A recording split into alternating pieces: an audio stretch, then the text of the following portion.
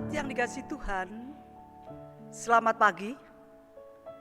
Mari kita mempersiapkan diri kita untuk menghadap Tuhan dalam ibadah ini.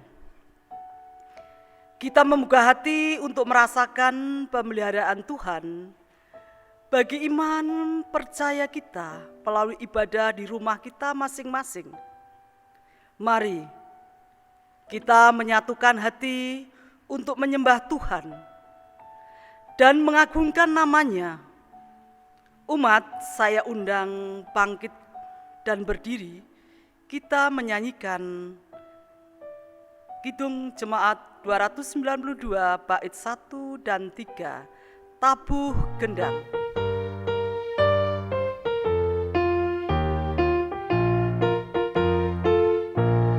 Tabuh gendang sambil menari, nyanyikan lagu yang merdu, bunyikanlah gamus kecapi, mari memuji Allahmu. Karya besar yang agung mereka dilakukannya terhadap umatnya.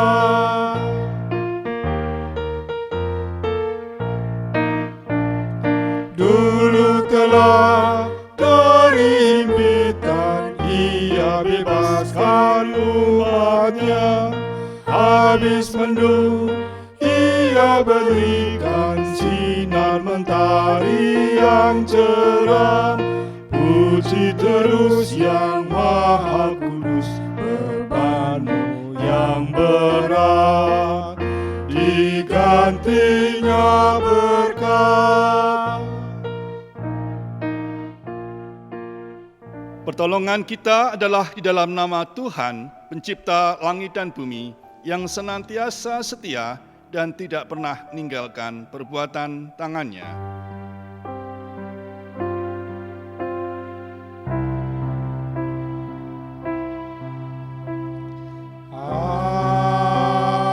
Amin, amin,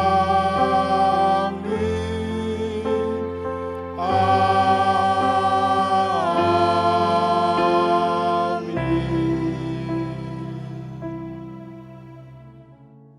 Salam damai Kristus bagi saudara.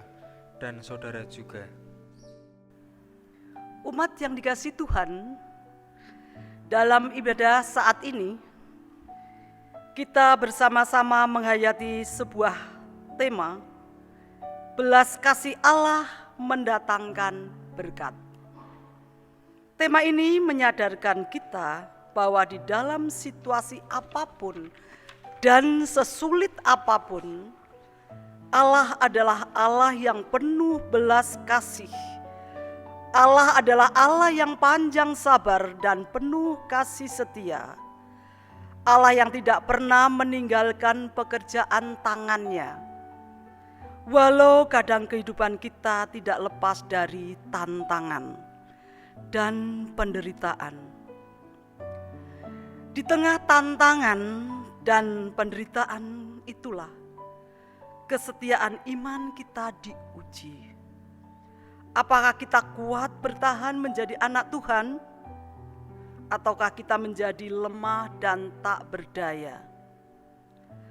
Satu pengharapan kita adalah Allah yang penuh belas kasih setia. Sabdanya melalui Injil Lukas 10 ayat 27 mengatakan demikian. Kasihilah Tuhan Allahmu dengan segenap hatimu, dan dengan segenap jiwamu, dan dengan segenap kekuatanmu, dan dengan segenap akal budimu, dan kasihilah sesamamu manusia seperti dirimu sendiri. Saudaraku, marilah kita lihat kehidupan kita. Apakah kita sudah belajar mengasihi setulus hati?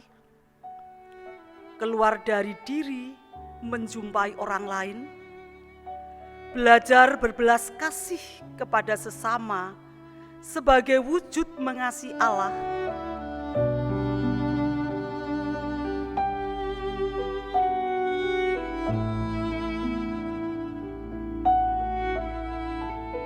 Tuhan, di hadapan-Mu kami mengakui segala dosa kami. Ampunilah kami dan sucikanlah kami. Amin. Mari kita nyanyikan Kidung Penyesalan dari Kidung Jemaat 33 bait 1 dan 2. Suaramu ku dengar.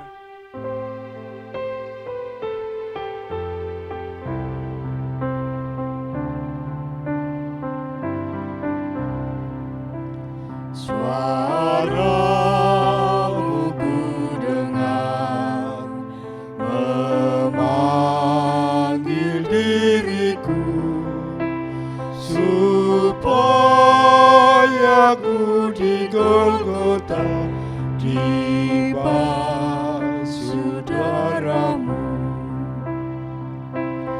Aku datanglah Tuhan padamu, dalam darah-Mu kudus sucikan diriku.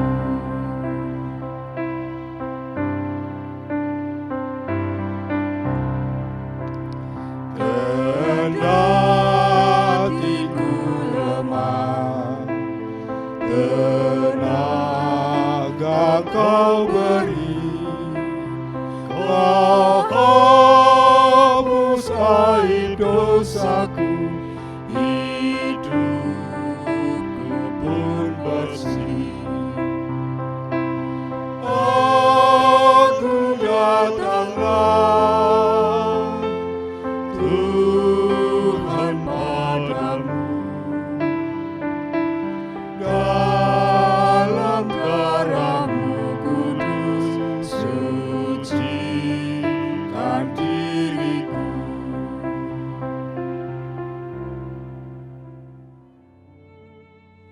Silahkan bangkit berdiri. Kini terimalah berita anugerah sebagaimana tertulis dalam surat Efesus 2 ayat 4 sampai dengan 5 demikian. Tetapi Allah yang kaya dengan rahmat, oleh karena kasih-Nya yang besar, yang dilimpahkannya kepada kita, telah menghidupkan kita bersama-sama dengan Kristus. Sekalipun kita telah mati oleh kesalahan-kesalahan kita, oleh kasih karunia kamu diselamatkan. Syukur kepada Allah yang telah mengampuni kita. Kita sambut berita anugerah dengan menyanyikan Kidung Jemaat 358, bait pertama dan ketiga, semua yang letih lesu.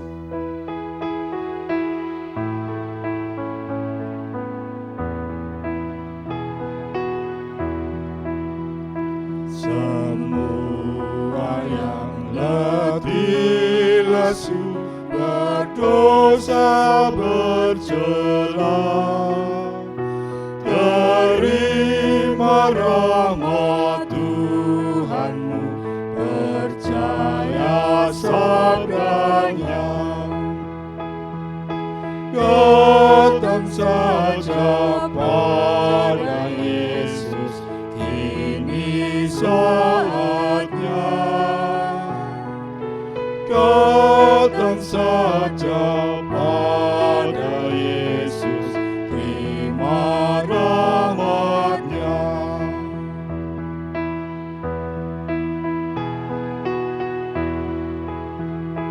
Dialah jalan yang benar, kedamaian bakal. Percayalah kepadanya dan terima berkat-Nya.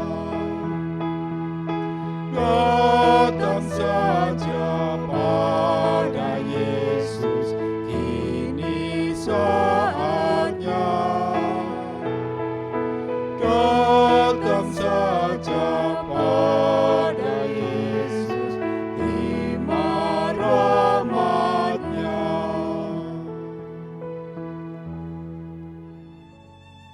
Silahkan duduk kembali. Mari sebelum kita menerima firman Tuhan, kita bersama-sama mengadakan doa epiklesi.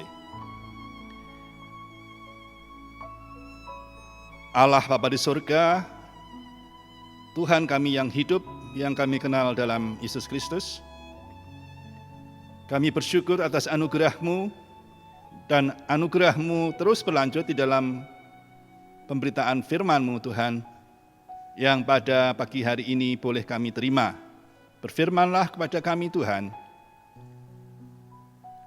biarlah Roh-Mu yang kudus memberikan kami kemampuan untuk mengerti, menghayati dan melakukannya. Di dalam nama Yesus Kristus, berfirmanlah kami siap mendengarkan. Amin.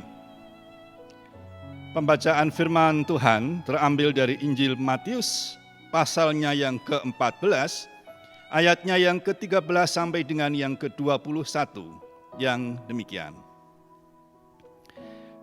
Setelah Yesus mendengar berita itu, menyingkirlah ia dari situ dan hendak mengasingkan diri dengan perahu ke tempat yang sunyi.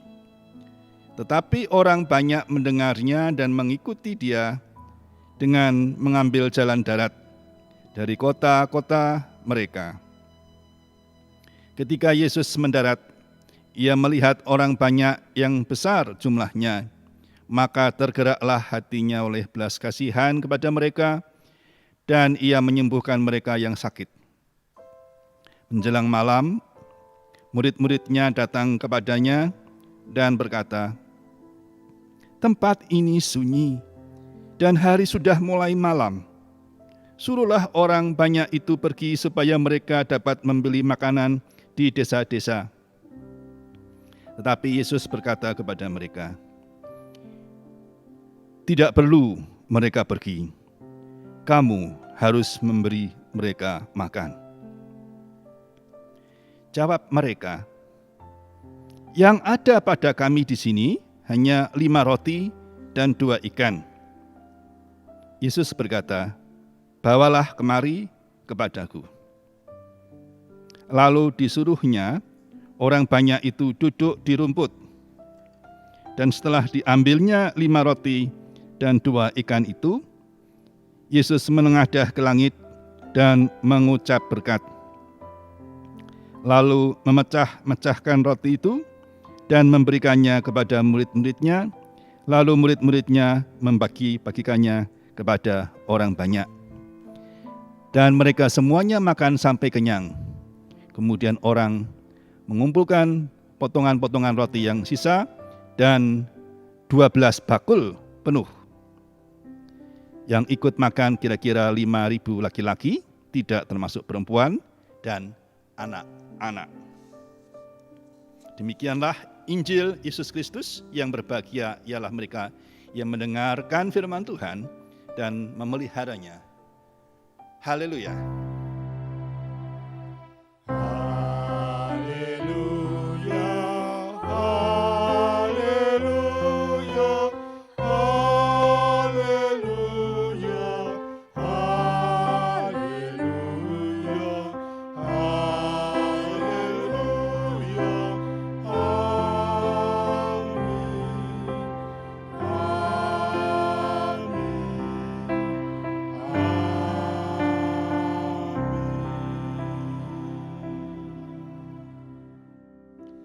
Saudara-saudara yang dikasihi oleh Tuhan Yesus, izinkan saya memulai dengan beberapa teka-teki, tapi saya jamin bahwa ini adalah teka-teki yang mudah. Mudah pertanyaannya, mudah jawabannya. Jangan takut salah, karena pasti benar jawabannya. Ya. Pertanyaan yang pertama adalah demikian. Adalah seorang pemilik lahan anggur yang mencari 2 orang pekerja. Lahan yang sama luas dibagi 2. Lahan yang pertama dijadikan satu kebun anggur, dan diperintahkan untuk pekerjanya, untuk mengelolanya, sehingga bisa menghasilkan hasil yang baik. Demikian pula lahan yang kedua juga dipersilahkan kepada penggarapnya untuk bisa mengerjakan dengan baik. Ternyata lahan yang pertama itu dipelihara dengan sungguh-sungguh, dirawat, dibersihkan, diberi pupuk, disiram, dikontrol, dipangkas pada waktunya, dan sebagainya. Sedangkan lahan yang kedua tidak diapa-apakan, hanya ditaburi benih saja. Nah, tentu saja hasilnya berbeda. Di lahan yang pertama, buahnya banyak. Di lahan yang kedua, buahnya sedikit sekali. Pertanyaan teka-tekinya demikian. Kira-kira kalau kemudian pada periode berikutnya, ia bermaksud memakai satu orang saja untuk menggarap kedua-duanya, dia akan menggunakan pekerja yang pertama atau yang kedua. Ya, yang pertama tentu saja. Benar kan? Mudah sekali teka-tekinya. Lalu yang kedua, ada seorang pimpinan yang memiliki beberapa orang manajer di bawahnya.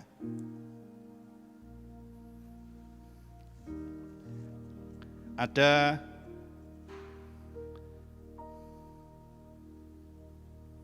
manajer bagian keuangan, ada manajer bagian produksi, ada manajer bagian pemasaran, ada manajer bagian personalia. Nah, di antara keempat manajer tersebut, yang pertama, yang bagian keuangan itu, kalau diminta untuk melakukan tugas membantu bidang yang lain, dia mau mengerjakannya. Diminta di bagian personalia, dia mau mengerjakannya. Diminta di bagian marketing, dia mau mengerjakannya. Diminta masukan untuk bagian produksi, dia mau mengerjakannya. Dia mau belajar, dia mau mengadakan tim yang baik, mau bekerjasama dengan bidang-bidang yang lain. Tapi manajer-manajer yang lain tidak demikian. Suatu saat, dia harus pindah tempat dan diminta untuk merekomendasikan pengganti. Di antara keempat manajer tersebut, kira-kira manajer yang mana yang akan dipilih menjadi penggantinya? Yang pertama, yang kedua, yang ketiga, atau yang keempat? Ya pasti yang pertama. Mudah kan? Itu adalah yang akuntansi tadi. Nah, saudara-saudara yang dikasihi Tuhan, itulah beberapa pertanyaan yang mudah sekali dan kita sudah tahu jawabannya. Namun kadang-kadang di dalam kehidupan kita lupa akan keadaan tersebut. Ketika Tuhan bermaksud mempercayakan kepada kita lebih banyak, maka itu sangat tergantung dari seberapa banyak talenta itu sudah kita gunakan sebaik-baiknya untuk Dia, bagi kemuliaan namanya. Demikian pula dalam hal-hal lain, dalam hal-hal sehari-hari. perumpamaan tentang talenta atau uang mina yang ada di misalnya di Matius 25 sangat jelas menggambarkan bahwa yang dipercaya adalah yang bisa bertanggung jawab dengan baik, bisa berbuah. Saya akan memberikan sebuah contoh terakhir, saudara.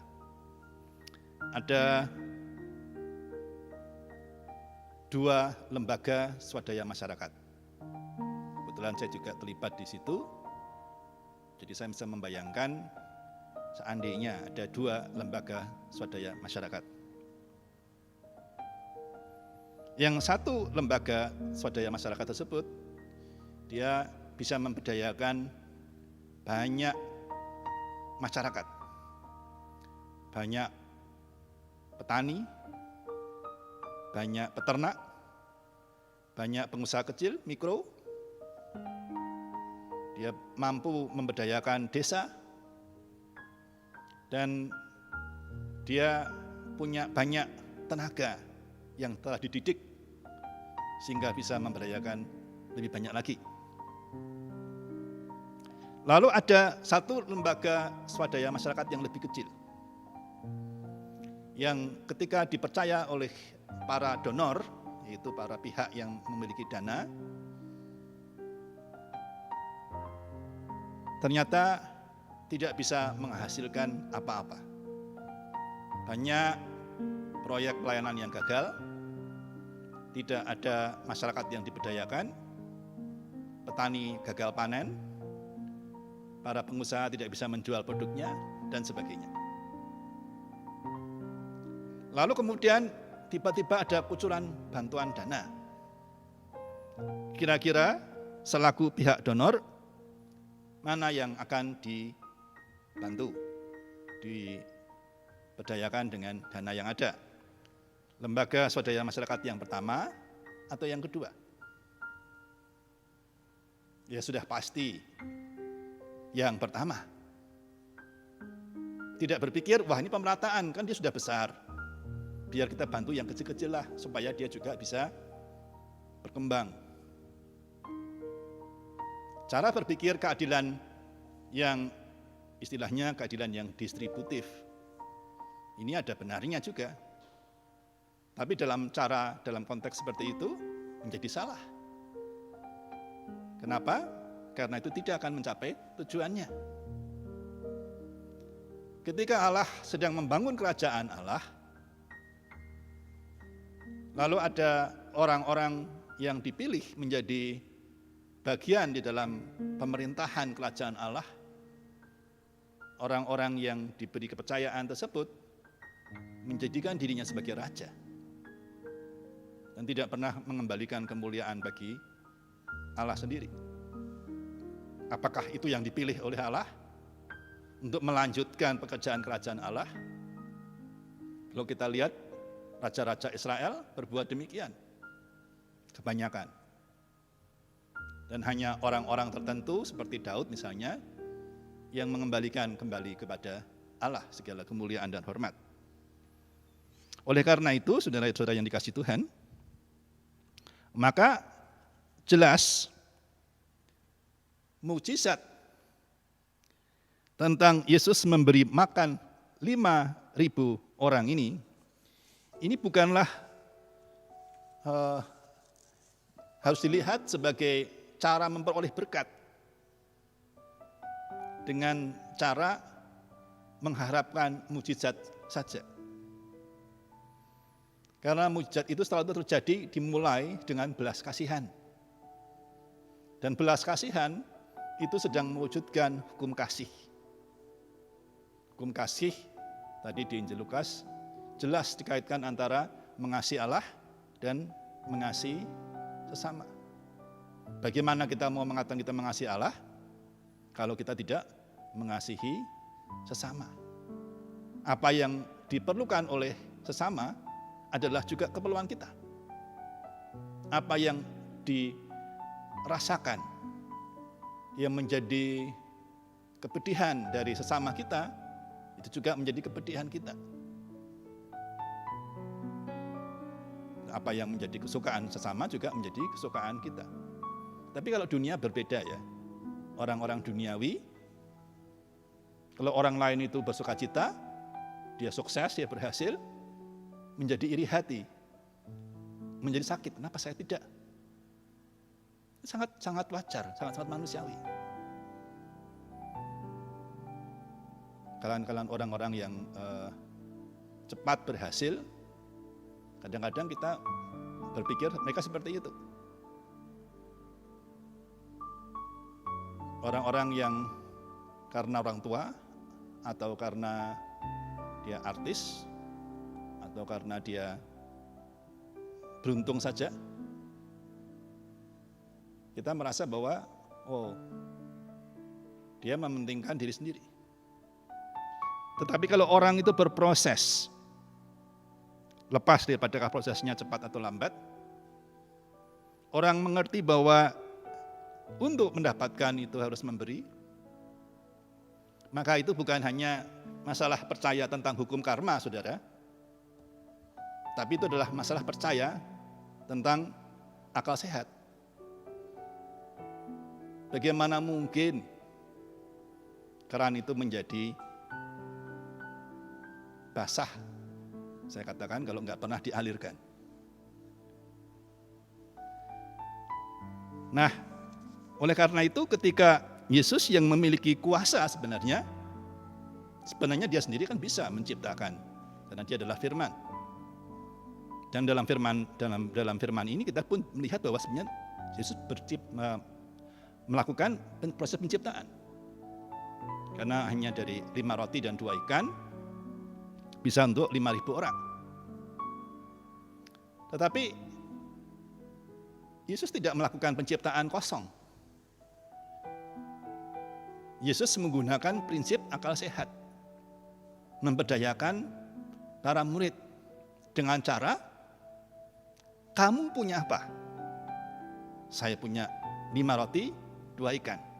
Kamu yang harus memberi mereka. Yesus tidak mengatakan, aku akan memberikan kepada 5.000 orang ini melalui apa yang kamu punya. Tidak. Yesus mengatakan, kamu harus memberikan itu. Dan ternyata luar biasa, kita semua sudah tahu kisahnya. Sampai begitu banyak roti di dalam bakul yang tersisa. Saudara-saudara yang dikasihi Tuhan, saya teringat akan sebuah kisah. Ada yang pernah mendengar kisahnya tentang Rites. Rites itu bukan orang yang beruntung sebenarnya. Karena dia lahir dari keluarga yang sederhana, sehingga dia tidak mampu untuk bersekolah sampai ke perguruan tinggi. Selepas SMA, dia harus bekerja. Tapi karena dia tidak mendapatkan pekerjaan, maka dia harus meninggalkan apartemen tempat tinggalnya. Dan dia hanya memiliki uang di dompetnya tidak sampai Rp10.000. Saya percaya di antara kita juga ada yang demikian. Tapi mungkin tidak semua, mungkin banyak yang tidak pernah merasakan hal seperti itu. Hanya di bawah Rp10.000 kalau dikurskan, karena dia bukan di Indonesia, dia berada di negara yang banyak sekali orang miskin, yaitu di India. Dia Ria Gada. Dan dengan kondisi seperti itu, dia berpikir bagaimana dia bisa makan, bisa mengubah hidupnya. Dalam waktu tidak sampai 10 tahun, dari usia 20 tahun sampai menjadi 26 tahun, dia menjadi salah satu miliarder termuda di dunia. Karena di usia 22 tahun, dia sudah memiliki 500 hotel. Yang beda 2 tahun. Di usia 24 tahun, dia sudah memiliki 1 miliar dolar. Di usia 26 tahun, dia sudah memiliki 43 ribu hotel. Kok bisa? Ya kalau dia anaknya konglomerat, mungkin kita bisa membayangkan dia sudah punya jejaring dan sebagainya. Yang penting bukan masalah kekayaannya. Itu tidak penting sama sekali.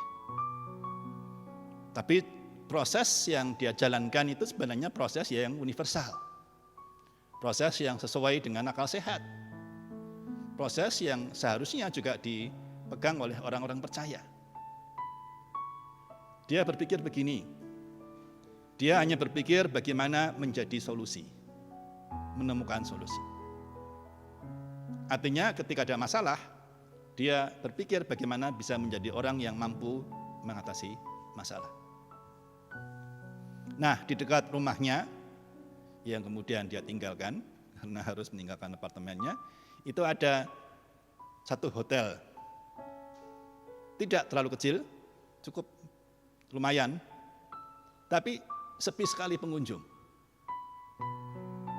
Lalu dia berpikir, apa yang harus dikerjakan? Dari mulai menata ruangannya, menata fasilitasnya, dan melakukan promosi secara daring, dan mengubah segala manajemennya. Ingat bahwa dia belum pernah kuliah, boro-boro dia magister manajemen ya. Tapi dia berpikir ini harusnya diubah. Kenapa? Karena dia berpikir dari kebutuhan si konsumen.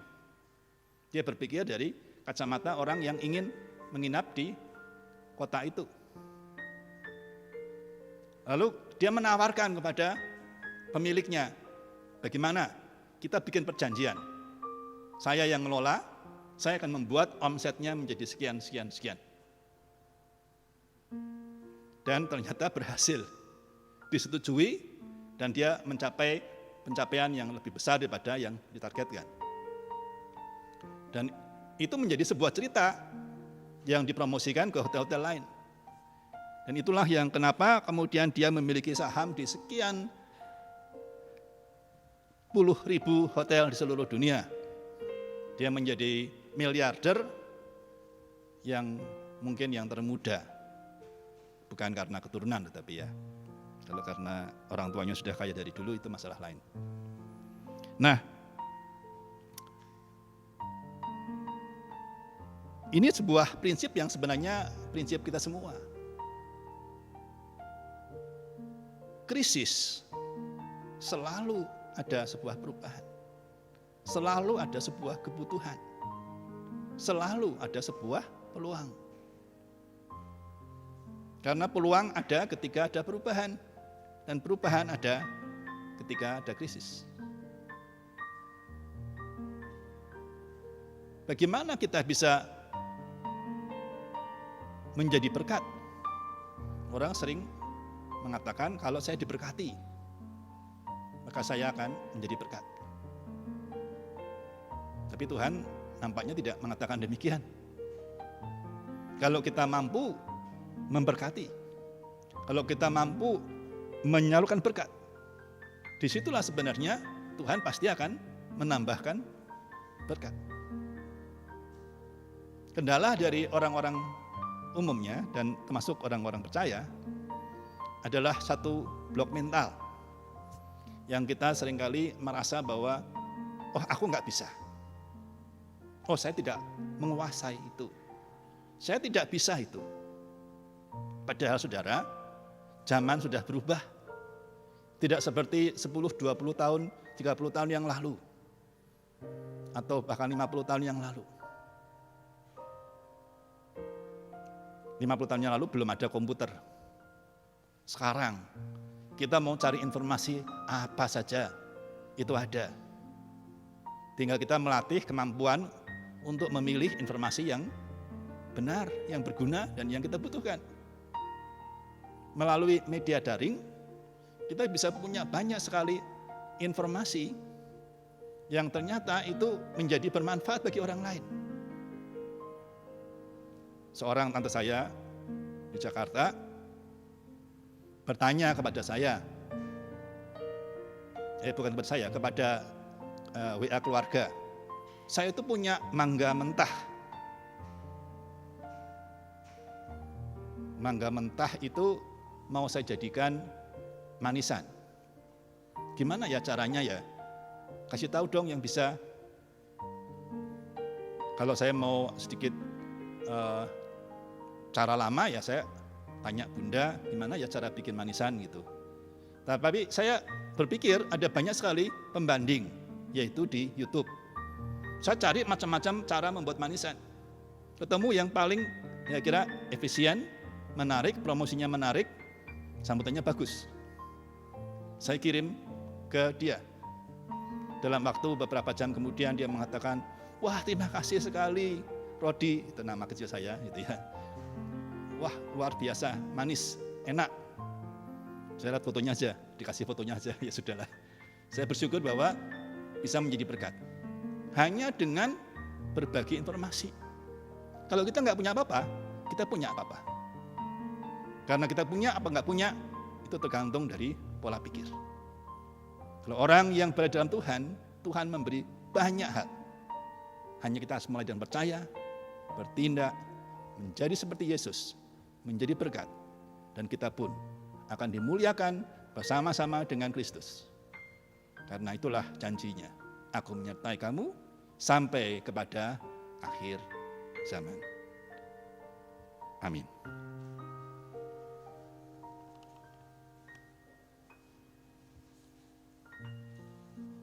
Kita mengambil saat teduh.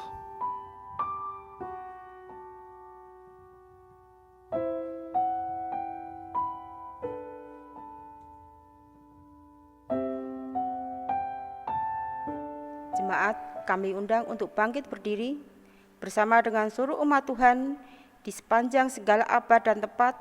Marilah kita meneguhkan iman percaya kita dengan pengakuan iman rasuli.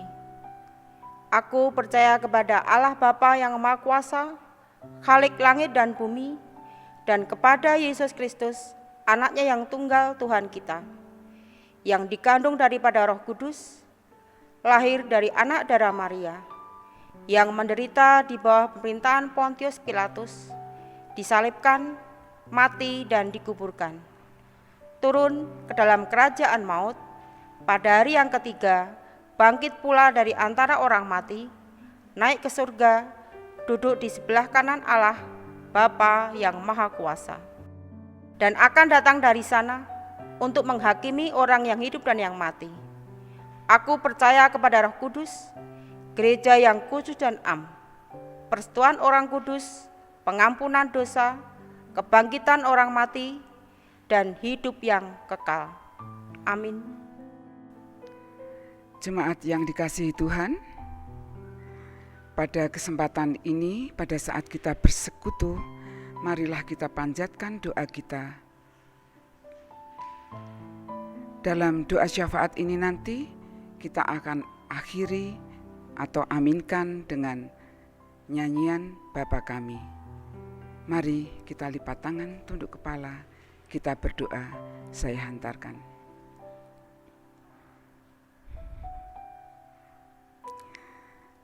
Allah Bapa Kami yang bertata dalam kerajaan surga, saat kami mencari Engkau, kami mendapati. Saat kami merindukan firman-Mu, Engkau penuhi jiwa kami. Dan saat kami kelaparan, Engkau hadir mencukupkan kami. Sungguh luar biasa ya Allah, kasih setia-Mu memberikan berkat pada hidup dan kehidupan kami. Bapa, di dalam segala kekurangan, segala dosa dan kesalahan kami, dalam pergumulan kami, dalam perasaan kami yang sering tidak merasa puas, saat ini kami datang kepadamu ya Allah. Kami membawa doa-doa syafaat kami. Secara khusus saat ini kami datang membawa bangsa dan negara kami yang sampai saat ini masih belum melewati pandemi COVID-19. Secara khusus kami membawa Bapak Presiden Jokowi dan Wakil Presiden Ma'ruf Amin dan semua jajaran kabinetnya ke dalam tangan kasih Tuhan. Kami bersyukur Tuhan bahwa sampai saat ini Engkau memeliharakan hidup dan kehidupan mereka. Engkau memberikan kesehatan kepada mereka semua. Kami mohon kiranya Tuhan berikan hikmat, rasa takut akan Tuhan, taat akan perintah Tuhan dalam mereka menjalani pekerjaan-pekerjaan dan tugas-tugas mereka. Kiranya dalam mereka memutuskan segala sesuatu ya Bapa, dengan takut akan Tuhan, semuanya akan berguna, semuanya akan bermanfaat sebesar-besarnya untuk kepentingan bangsa dan rakyat Indonesia. Sehingga mereka dapat merasa kuat dalam menjalani semua apa yang sudah diputuskan oleh pemerintah. Bapa yang di surga, secara khusus kami juga membawa pemerintahan Bapak Presiden Jokowi dari yang pusat sampai dengan ke daerah.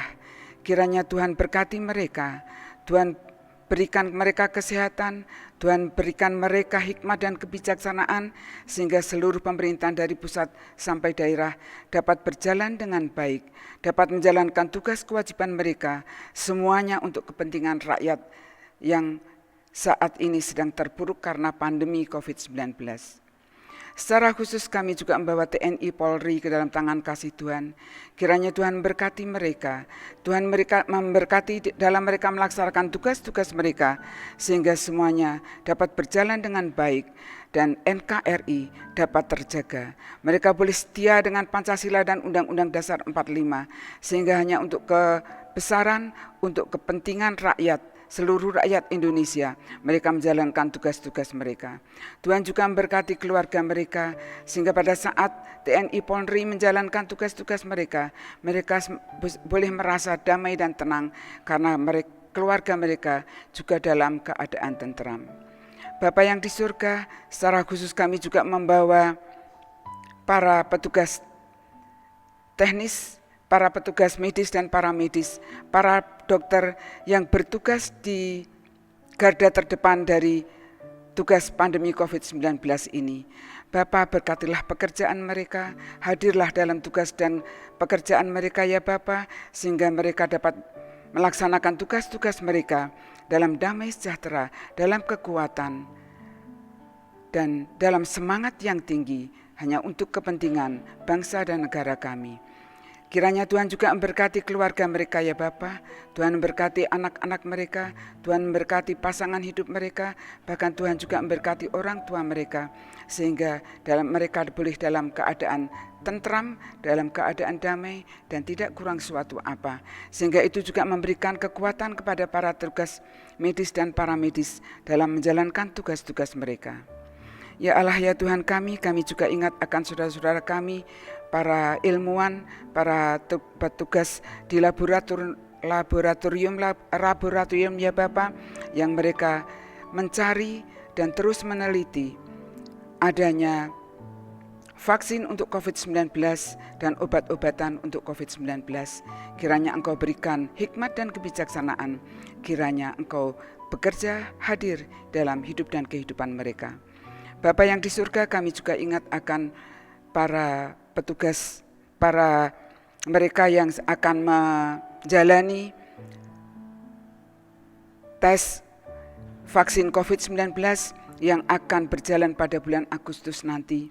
Kami mohon kiranya Tuhan berikan berkat Tuhan atas kegiatan tersebut, sehingga semuanya dapat berjalan dengan baik dan berhasil dengan baik. Juga bagi para mereka yang menderita sakit di rumah sakit maupun di rumah-rumah, mereka yang ada dalam karantina dan isolasi mandiri, kami mohon kiranya Tuhan hadir dalam hidup dan kehidupan mereka.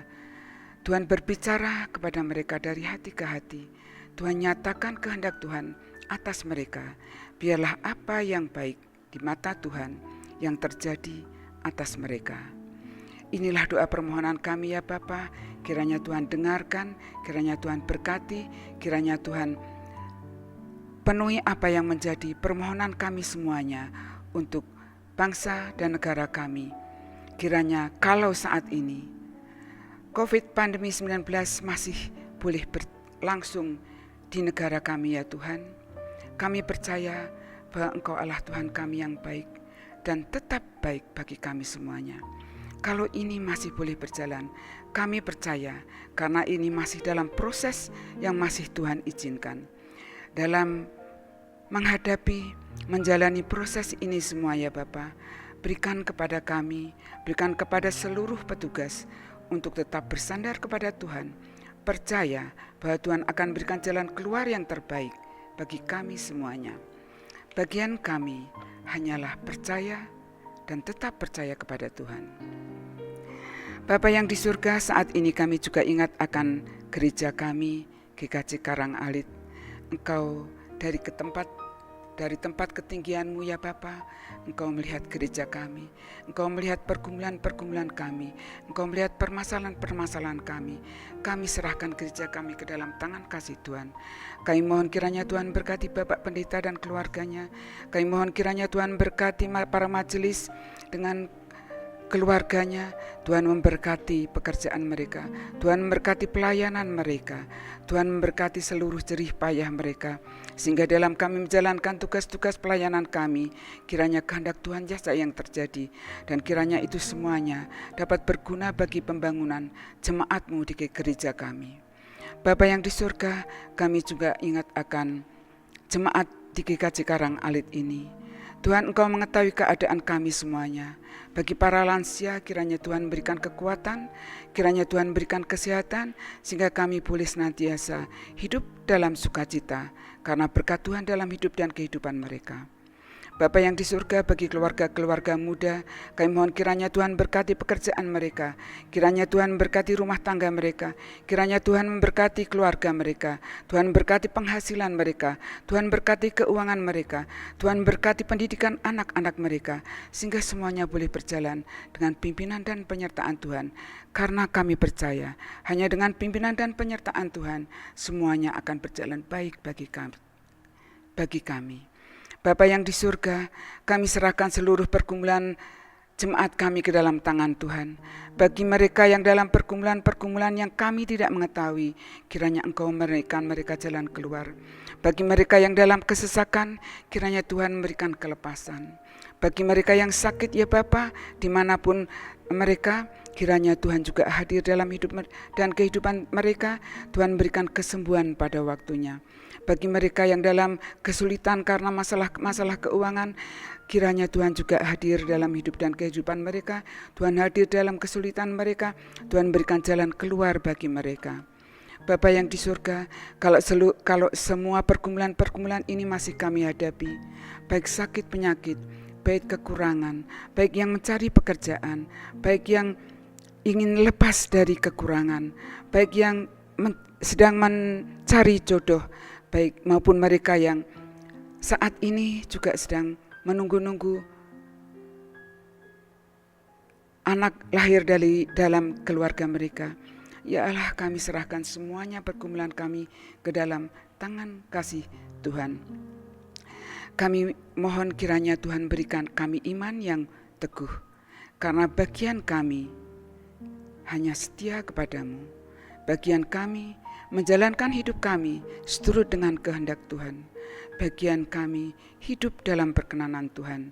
Maka berkat Tuhan semuanya akan Tuhan limpahkan dalam hidup dan kehidupan kami. Ya Allah, Bapa kami yang di surga, inilah doa-doa permohonan kami ya Bapa yang jauh dari sempurna. Kami mohon kiranya Engkau menyempurnakan doa kami. Karena kami percaya Tuhan, hanya kepadamu kami berserah.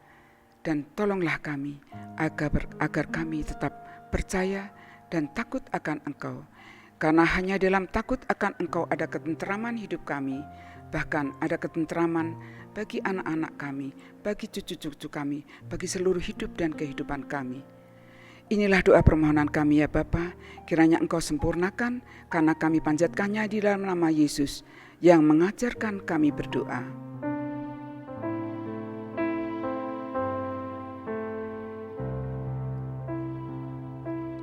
Bapa kami yang ada di surga, dikuduskanlah namamu, datanglah kerajaanmu, jadilah kehendakmu di bumi seperti di surga. Beri kami hari ini makanan yang secukupnya, ampuni salah kami seperti kami ampuni yang bersalah pada kami.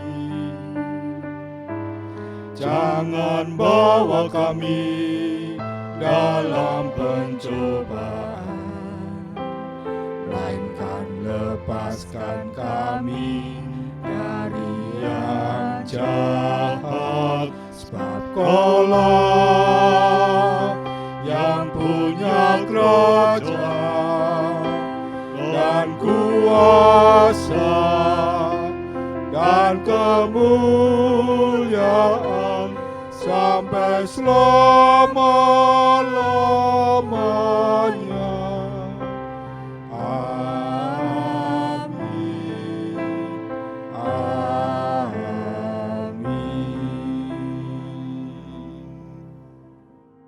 Saudara-saudara yang dikasihi Tuhan, marilah kita mengucap syukur atas cinta dan belas kasih Allah di sepanjang hidup kita. Melalui persembahan yang kita kumpulkan bersama, mari kita mengingat pada sabda Tuhan. Sebab siapakah aku ini dan siapakah bangsaku, sehingga kami mampu memberikan persembahan sukarela seperti ini? Sebab daripada mula segala-galanya, dan dari tanganmu sendirilah persembahan yang kami berikan kepadamu. 1 Tawarikh 29 ayat yang ke-14. Persembahan dapat dikumpulkan melalui ketua wilayah masing-masing, dan marilah kita haturkan persembahan sambil memuji namanya dari Kidung Jemaat 241 ayat yang pertama sampai yang ketiga. Mari bersyukur semua. Mari bersyukur semua atas kebajikan Tuhan, kasih perjanjian yang sungguh nyata selamanya.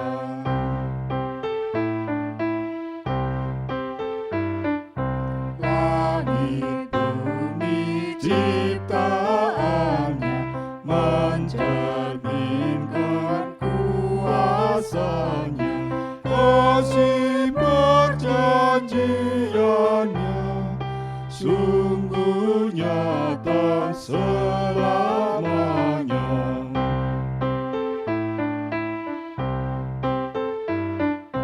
Umatnya dibebaskannya untuk hidup bersejahtera, kasih perjanjiannya sungguh nyata selamanya. Mari kita bawa persembahan kita dalam doa. Saya hantarkan. Bapa kami yang di surga, sungguh kami bersyukur bila di kesempatan minggu pagi yang indah ini Engkau memberi kesempatan pada kami untuk mengucap syukur. Persembahan syukur yang sudah kami persiapkan ini, baik persembahan mingguan, persembahan bulanan, ataupun persembahan mirunggan lainnya, kami sadar tidak pernah bisa sepadan dengan berkat-berkat-Mu yang tercurah kepada kami setiap harinya. Namun demikian, kami percaya Engkau akan menerimanya, sehingga persembahan yang terkumpul nantinya bisa menjadi sarana pelebaran kerajaan-Mu di tengah-tengah kami. Kepada majelis yang Engkau pilih untuk mengelola persembahan ini, kiranya Engkau beri roh takut akan Tuhan, sehingga persembahan ini sungguh-sungguh bisa menjadi sarana kehidupan pelayanan umat-Mu di GKJ Karangalit.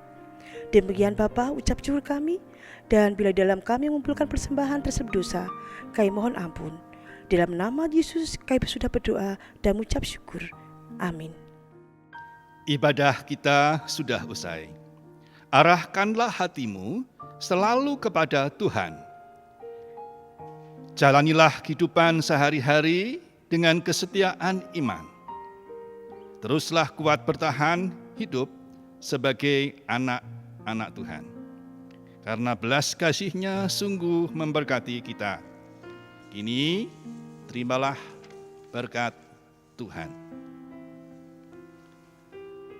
Semoga Allah sumber pengharapan memenuhi saudara dengan segala sukacita dan damai sejahtera dalam iman, supaya oleh kekuatan Roh Kudus saudara berlimpah dalam pengharapan. Amin. Kita tutup ibadah kita dengan menyanyikan nyanyian Kidung Baru 196 bait pertama dan kedua, Ku Beroleh Berkat.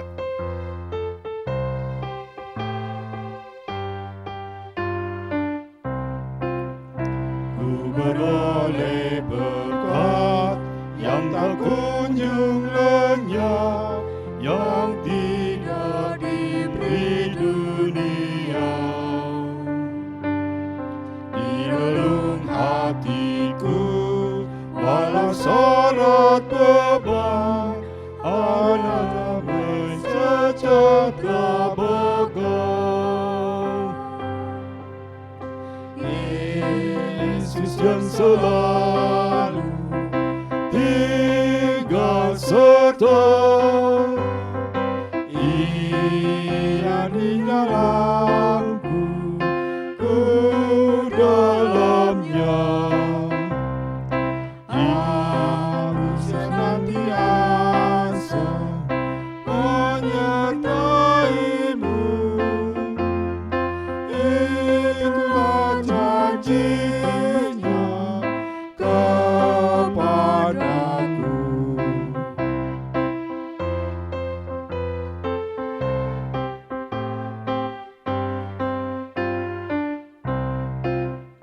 Saat damai penuh masuk di hatiku, dunia menjadi cerah. Kesusahan lenyap, tak menjadi terang. Yesus Tuhan agung mulia. Yesus yang selalu tinggal serta, Ia di dalam